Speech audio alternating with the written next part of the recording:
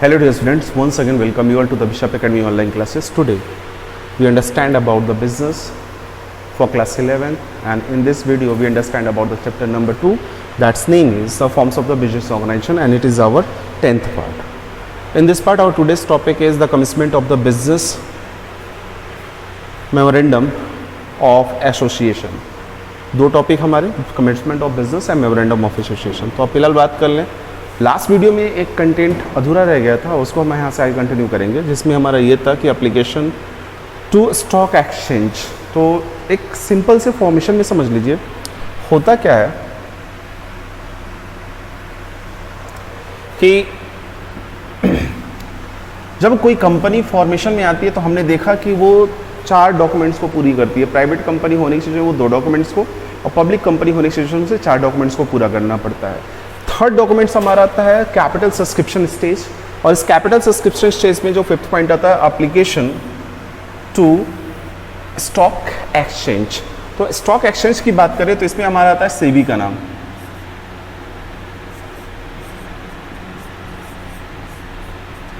Security exchange board of India.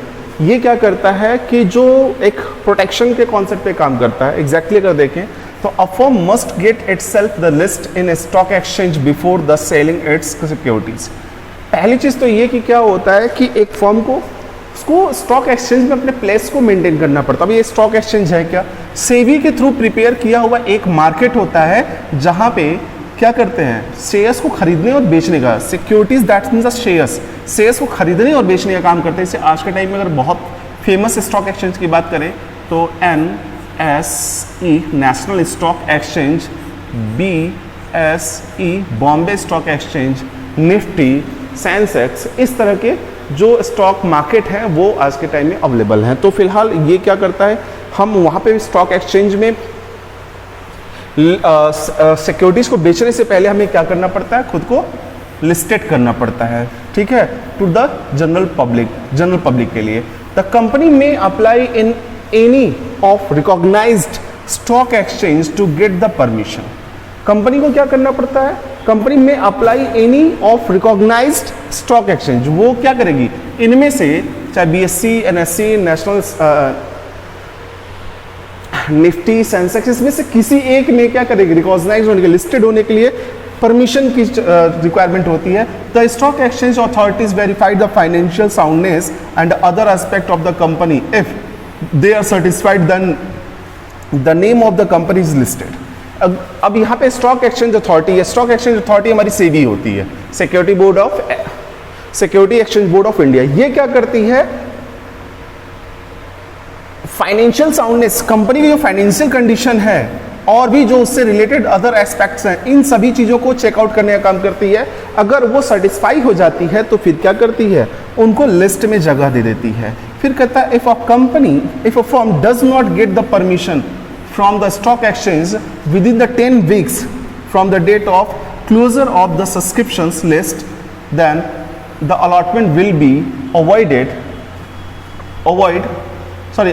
void and the money received from the applicant must be returned. अब यहाँ पे क्या होगा कि अगर 10 दिन के अंदर, 10 वीक्स के अंदर जो security exchange board of India वहाँ से वेरिफिकेशन नहीं मिलता, इनकी लिस्टिंग नहीं मिलती, तो ये क्या कर सकते, जो अलॉटमेंट इन्होंने कर रखा है वो क्या करेंगे, अवॉइड कर देंगे, यानी कि कैंसिल हो जाएगा, और जो अप्लीकेंट है उनके पैसे को रिटर्न्स कर दिया जाता है.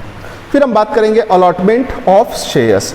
अब शेयर्स की अलॉटमेंट की अगर बात करेंगे तो शेयर्स में अलॉटमेंट होने से पहले क्या करना है, स्टॉक एक्सचेंज में प्लेस बना लेंगे. जब कहता है after the getting the name listed, जब लिस्ट हो जाती है कंपनी स्टॉक एक्सचेंज में, the company prepare the return of the allotment. फिर क्या करती है, रिटर्न ऑफ अलॉटमेंट को प्रिपेयर करने का काम करती है. And return of allotment is the statement giving the detail about the name and address of all the share holders. अब इसमें क्या होता है कि इस डिटेल में, स्टेटमेंट में, यानी कि अलॉटमेंट शेयर में जो होती है ये सारे स्टेटमेंट होता है, और इसमें क्या है, डिटेल्ड इंफॉर्मेशन होता है किसके बारे में, name and address of the share holders के नेम एंड एड्रेस के बारे में, उनके बारे में पूरा डिटेल होता है. फिर कहता है द कंपनी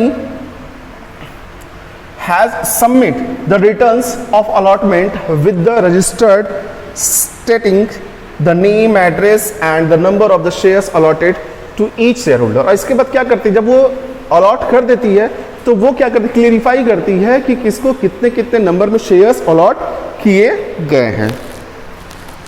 ये काम जो करता है वो करता है कौन, कंपनी, जब वो रजिस्टर्ड हो जाती है।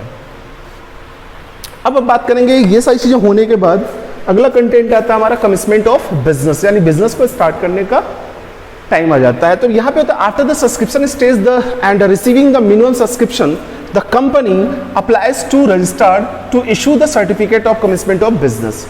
क्या होता है कि जब सिक्योरिटीज सब्सक्रिप्शन मिल जाती है, मिनिमम सब्सक्रिप्शन इसको मिल जाता है, तो कंपनी क्या करती है, रजिस्ट्रार के पास जाके बोलती है, रिक्वेस्ट करती है कि उनको क्या certificate of commitment of business को इशू कर दिया जाए। Along with the application a company must file the following documents. अब एप्लीकेशन के साथ कंपनी क्या करती है, कुछ डॉक्यूमेंट्स को प्रिपेयर करती है। वो क्या होता है, a declaration that the share payable in cash have been the subscribe for and a minimum subscription has been received. कहता है एक डिक्लेरेशन देना होता है शेयर्स पेबल के लिए, यानी कि शेयर्स के बारे में कितना पेमेंट किया गया, शेयर्स का क्या पेनल्टीज है, उस सिचुएशन के बारे में, जिसमें वो क्या करता है, हैव बीन सब्सक्राइब, कितना वो कैश में सब्सक्राइब किया गया है और कितना मिनिमम सब्सक्रिप्शन एप्लीकेशन जो है, मिनिमम जो होता है उसको वो रिसीव कर चुके हैं। फिर से समझिएगा, मिनिमम सब्सक्रिप्शन वो दे चुके हैं और कैश अमाउंट भी वो रिसीव कर चुके हैं, इसका एक डिक्लेरेशन देना पड़ता है। फिर declaration that every director has paid in cash the application and allotment money on his shares।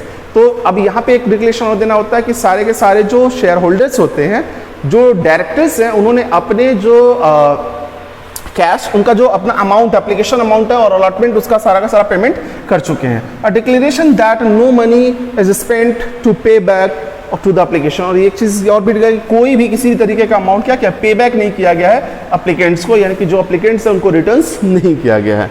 अब हम बात करेंगे फोर्थ पॉइंट में, कहता है declaration that above the required has been the copied complete with this declaration they can be signed the directors और the statutories of the company. तो अभी ये सारे डिक्लेरेशन करने के बाद उस पर क्या होता है, उस कॉपी पे सब डायरेक्टर्स के सिग्नेचर होते हैं, ठीक है। और सिग्नेचर होने के बाद फिर क्या, रजिस्ट्रार इसको वेरीफाई करता है, वेरीफाई करने के साथ ही उनको कमिटमेंट ऑफ बिजनेस का सर्टिफिकेट प्रोवाइड कराता है।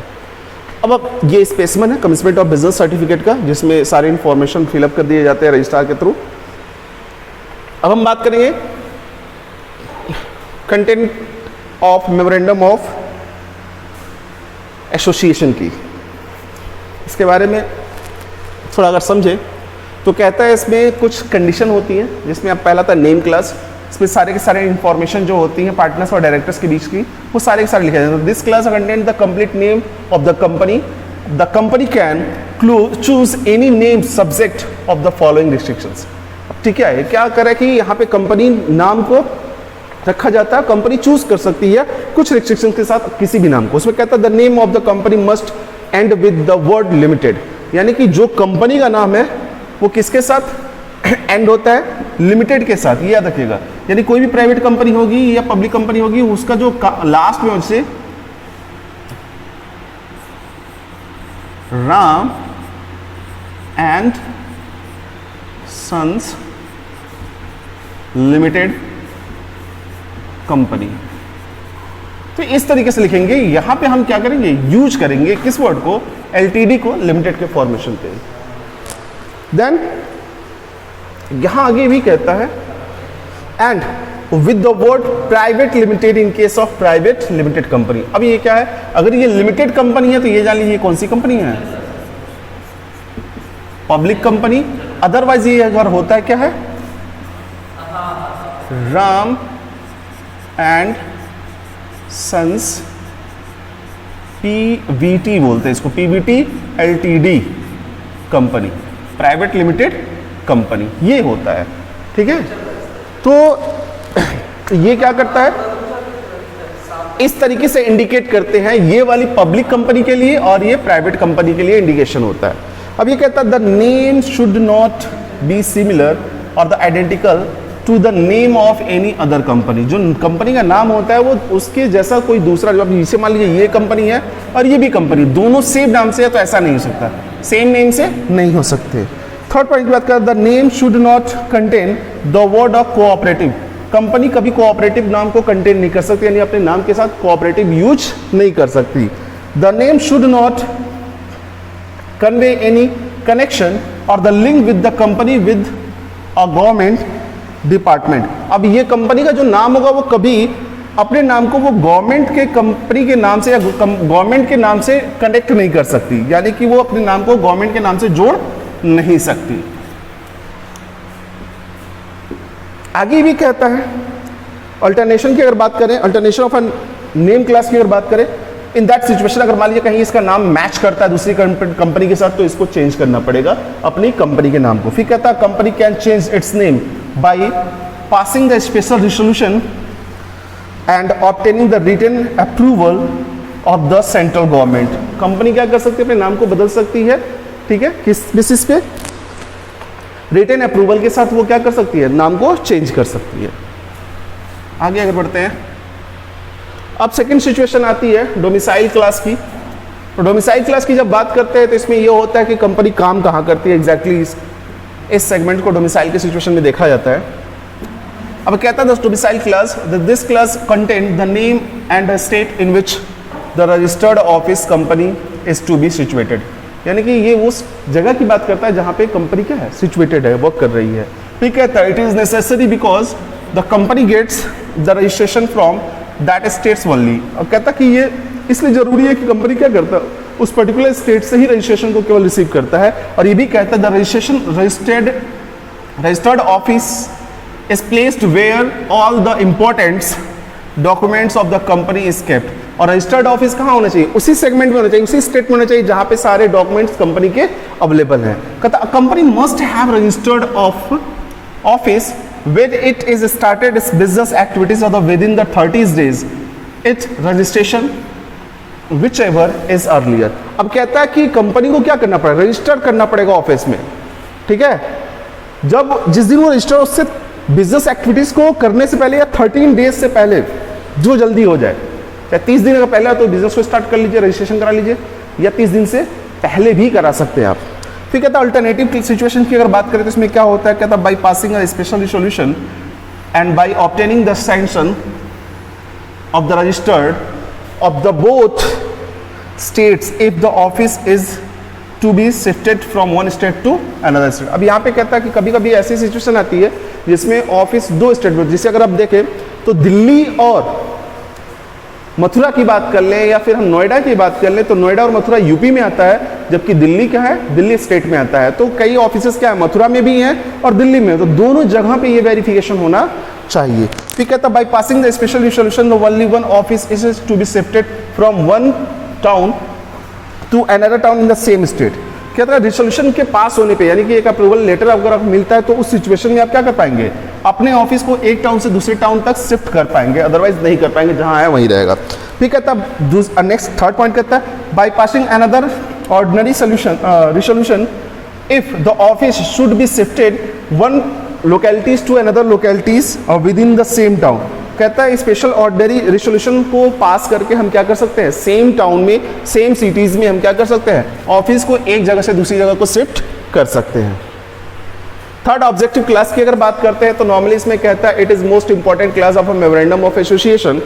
It contains the main objective of the company and other secondary objective of which the company may pursue। अब कहता है कि इसमें मेन ऑब्जेक्टिव ऑफ कंपनी होते हैं, कंपनी क्या करना चाहती है, कैसे करना चाहती है, उस सब तमाम तरह की जो चीज़ें होती है कंपनी की इसमें इन्वॉल्व होती हैं, और दूसरे भी सेकेंडरी ऑब्जेक्टिव। फिर ये कहता है this class defines the scope and limits of the activities of a company. इसमें क्या होता है इस क्लास में, उसके स्कोप, कंपनी का क्या स्कोप है, कंपनी क्या सोचती है उसके बारे में, और उसकी लिमिटेशन क्या है, लिमिटेड एक्टिविटीज क्या है उसके बारे में डिफाइन करने का काम करता है। तो इसको जब मेंटेन किया जाता है तो किन किन कंडीशन को दिमाग में रखा जाता है, उसमें पहला आता है the objective of the company must be legal. जो कंपनी का ऑब्जेक्टिव हो वो लीगल हो। जैसे हमारे यहाँ क्या है, डेली यूज के आइटम को अगर आप बना रहे हैं तो कोई इश्यूज नहीं है, लेकिन वहीं पे अगर आप क्या करते हैं, आर्मी से रिलेटेड या आर्म से रिलेटेड कोई प्रोडक्शन कर रहे हैं तो उस सिचुएशन में आपको गवर्नमेंट से अप्रूवल लेने की जरूरत होती है। अदरवाइज अगर आप अप्रूवल नहीं लेते हैं तो इस कंडीशन में आप उस प्रोडक्शन एक्टिविटीज को मेंटेन नहीं कर सकते। सेम सिचुएशन यहाँ पे लीगल होना चाहिए। फिर कहता है the objective should not be contrary to the provisions of any law. ऐसा नहीं चाहिए किसी तरह के लॉस को वो क्या कर सकता हो, अफेक्ट करता हो, किसी तरह के लॉस को फुलफिल नहीं करता हो। फिर कहता है the objective must not be immoral, ये इमोरलिटी नहीं होना चाहिए, ऐसे मोरलिटी इसमें बनी चाहिए, किसी को नुकसान देने वाली नहीं होनी चाहिए। अब कहता है अल्टरनेटिव केसेस ऑब्जेक्टिव क्लास की अगर बात करते हैं तो कहता था all the alternative objective class अब company must pass the special resolution and obtain the permission of the company law board. ये क्या कर सकती है, इस तरीके की चीज़ों को फोकस करते हुए जो भी काम करना चाहती है वो स्पेशल रिजोल्यूशन के साथ कर सकती है, और उसको पास करा से वो परमिशन कहाँ से लेती है, कंपनी लॉ बोर्ड से लेती है। अब बात करेंगे लाइबिलिटीज क्लास की, तो लाइबिलिटीज जिम्मेदारियां उसकी क्या है, तो यहाँ कहता है this class define the liabilities of the members of company in case of the companies limited by the shares by liabilities of members is limited to extent of the unpaid amount of their share capital. अब यहाँ भी क्या है, कह रहा कि company को जो है डिफाइंस द लाइबिलिटीज, कंपनी क्या करती है इस क्लास में लाइबिलिटीज को डिफाइन करने का काम करती है, ठीक है। In case the company is limited by the share, और कंपनी क्या है शेयर्स के थ्रू लिमिटेड है, कंपनी लिमिटेड बाय शेयर यानी उसका जो लिमिटेशन वो शेयर्स के थ्रू है या फिर लाइबिलिटीज के थ्रू है, तो वो क्या करती है, कहता है of the member it is the liabilities to extend of up to paid amount their share capital. अब वो क्या करती है, लाइबिलिटीज कितने तक एक्सटेंड कर सकती है, जितने तक का वो शेयर कैपिटल होल्ड करके रखे हुए शेयर होल्डर से, जितना के शेयर होल्डर है उतनी तक की उनकी लाइबिलिटीज होती है।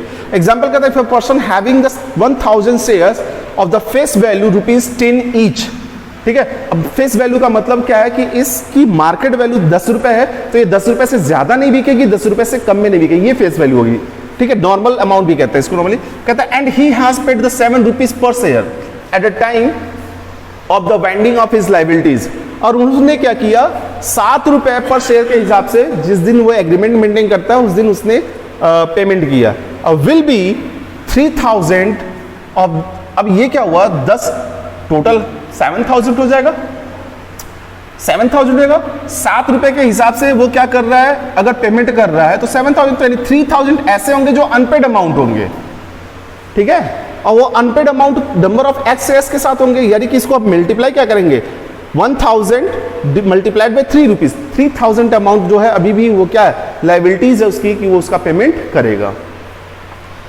कैपिटल क्लॉज की अगर बात करते हैं तो इसमें क्या होता है, कहता है this claims this class specify the amount of shares capital with which company is to be registered. कहता है कि इस क्लास में क्या होता है उस कैपिटल को स्पेसिफाई करने का काम कहता है जिसके साथ कंपनी क्या होती है रजिस्टर्ड होती है, जितने अमाउंट ऑफ शेयर्स के साथ रजिस्टर्ड होती है कैपिटल से रजिस्टर्ड होती है। फिर the capital with which a company is registered is called registered और द ऑथराइज और द नॉमिनल कैपिटल। फिर यहाँ कहता है कि वो अमाउंट जिसके साथ कंपनी क्या करते हैं स्टार्टअप होती है और रजिस्टर्ड होती है उस अमाउंट को क्या बोलते हैं ऑथराइज या फिर नॉमिनल कैपिटल बोलते हैं। फिर कहता है company can issue only the number of shares which are authorized by its memorandum। कहता है कंपनी केवल उतने ही शेयर्स को इशू कर सकती है जो उसके मेमोरेंडम में ऑथराइज होते हैं यानी कि दिए गए होते हैं। अब टाइप ऑफ कैपिटल की बात करें तो type of capital authorise capital होता है, इशूड कैपिटल होता है, सब्सक्राइब्ड होता है, कॉल्ड अप होता है, पेड अप होता है। ऑथराइज कैपिटल की बात करें तो इसको नॉमिनल कैपिटल भी बोला जाता है सेक्शन 2(8) के अकॉर्डिंग, ठीक है। और it's mean that the company the capital is authorized by the memorandum of association of a company to be the maximum amount of a share capital of the company। इसके through क्या होता है ये उस maximum amount की बात करता है जो कंपनी क्या कर सकती है कैपिटल शेयर्स के रूप में इशू कर सकते हैं। जैसे आपने क्या किया 1000 शेयर्स को ऑथराइज मान लिया, ठीक है ऑथराइज मान लिया। अब 1000 शेयर्स को ऑथराइज तो आप मैक्सिमम 1000 शेयर्स को जैसे मान लीजिए रेट क्या इसका 10 रुपीज ईच है तो यानी कि आप 10,000 रुपए के लिए क्या कर सकते हैं 10,000 रुपए के लिए आप शेयर्स को इशू कर सकते हैं, आप इससे ज्यादा का शेयर इशू नहीं कर सकते। इसका मतलब ये हुआ अब चाहे आप 10 का करिए चाहे 9 का करिए चाहे 8 का करिए 7 का करिए वो आपके ऊपर डिपेंड करता है यानी कि कंपनी के ऊपर डिपेंड करता है।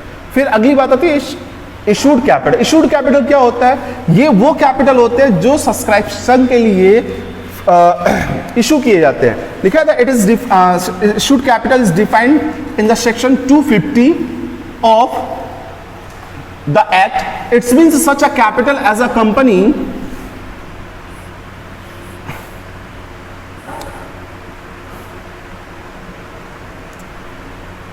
such a capital as a company issued from time to time for subscription. ये वो कैपिटल होता है जिसे कंपनी क्या करती है, समय समय पे इशू करती रहती है। जैसे मान लीजिए इसमें से 1000 शेयर में से उसने क्या किया, ये 10,000 हुआ, 1000 में से उसने 200 शेयर्स को इशू कर दिया at the rate of 10 rupees. ये फर्स्ट टाइम कर दिया, फिर उसने क्या किया, नेक्स्ट टाइम में 200 कर दिया। ये जब उसको जरूरत होगी कैपिटल की, जब फाइनेंस की, तो वो अपनी मर्जी से क्या करता है, थोड़ा थोड़ा शेयर इशू करता रहता है, और जितना वो इशू करता है उसे इशूड, उससे मिलने वाले अमाउंट को इशूड कैपिटल कहते हैं। फिर कहता है subscription, subscribed capital. Subscribed capital का मतलब ये हुआ कि आपने 200 इशू किया, अब इसमें से 150 शेयर होल्डर्स बस हो पाए, 150 शेयर होल्डर ही आपके शेयर्स को परचेज कर पाए। 50 जो शेयर होल्डर रहे, 50 शेयर जो रहा उसका कोई खरीदार नहीं मिला, यानी कि 50 शेयर्स के लिए कोई परचेजर नहीं मिला, तो शेयर होल्डर हो गए आपके 150, ये कहलाता है सब्सक्राइब्ड। और जो 50 रह गया वो कहलाता है अनसब्सक्राइब्ड। फिर से यहां सोच लीजिए, सब्सक्राइब की बात करें, subscribe capital is defined as a section 286 of the act. It's mean the such a part of the capital which is for the time begin the subscribed by the members of the company। ठीक है, समय के साथ क्या किया है, जो members होते हैं कंपनी के वो सब्सक्राइब कर लेते हैं, उसके ऑनर बन जाते हैं, उसका पेमेंट करते हैं, तो वो कैपिटल कहलाता है सब्सक्राइब्ड कैपिटल कहलाता है। कॉल्ड अप कैपिटल की बात करें तो इसके अकॉर्डिंग कहता है it's mean the such a part of the capital which has been the called for the payment। जैसे अब यहाँ पे क्या हुआ, इसमें एक प्रोसीजर होता है, पहला आ जाता है एप्लीकेशन होता है, एप्लीकेशन अमाउंट होता है, उसके बाद दूसरा आता है अलॉटमेंट अमाउंट, फिर कॉल्स आ जाती है। ठीक है, अब इसमें क्या होता है कि ये 3 स्टेप में जब हमारा जो पेमेंट होता है वो क्या होता है, इंस्टॉलमेंट में होता है, तो कंडीशन आती है। तो ये क्या करते हैं कि पहले एप्लीकेशन मनी ले लेते हैं, फिर अलॉटमेंट ले लेते हैं, फिर कॉल से, तो ये सारी की डिमांड की एप्लीकेशन मनी तो आप शेयर होल्डर अपने आप देता है जब शेयर खरीदा, लेकिन अलॉटमेंट से के बाद से वो क्या करता है, जितने भी अमाउंट होता है उन सबके लिए कॉल्ड कहता है, उनको बोला जाता है कि इतना अमाउंट आपको अभी पेमेंट करना है, इतना अमाउंट उसके बाद, इतना अमाउंट में वो प्रोसीजर होता है। तो वही चीज कह रहा है कि उस अमाउंट की बात कर रहा है जो पेमेंट के लिए बोला जाता है शेयर होल्डर से। फिर पेड अप शेयर कैपिटल की बात करें, जितने का शेयर, जितने शेयर्स का पूरा पेमेंट मिल जाता है वो पेड अप शेयर कैपिटल कहते हैं, और जिसका नहीं मिल पाता है वो अनपेड अप होते हैं। अब हम बात करेंगे एसोसिएशन या सब्सक्रिप्शन क्लास की बात करेंगे। तो कहता this class contain the declaration by the directors stating that the several persons whose name and the address are submitted। यहाँ पे क्या एक स्टेटमेंट के साथ ये करते हैं कि हम अलग अलग तरीके के जो लोग हैं उन सबकी बात होती है, उनके नेम एंड एड्रेस के साथ सबमिट किया जाता है। Are desirous of a begin the formed into the company in accordance with the memorandum of association and we undertake to take the qualification shares। ठीक है, और ये बताते हैं कि हमने क्या किया है कि हमारा ये नाम है, हम इस एड्रेस के रहने वाले, हमारी डिज़ायर ये है, और हमारे मेमोरेंडम ऑफ एसोसिएशन के जो डिटेल्स होते हैं उसको ठीक तरीके से देख लिए हैं, उसको हम फॉलो करते हैं, और हमने जो मिनिमम क्वालिफिकेशन शेयर होता है, क्वालिफाइंग शेयर्स होता है, उसको हमने ले लिया है। This declaration must be signed by the all the directors of the company. इसको सारे डायरेक्टर्स क्या करते हैं, सिग्नेचर करते हैं इस डॉक्यूमेंट्स को, इस सब्सक्रिप्शन क्लास को। So dear students, in this video that's all. If you have any type of doubt, your queries, you should be consulted through the Google Classroom. Thank you.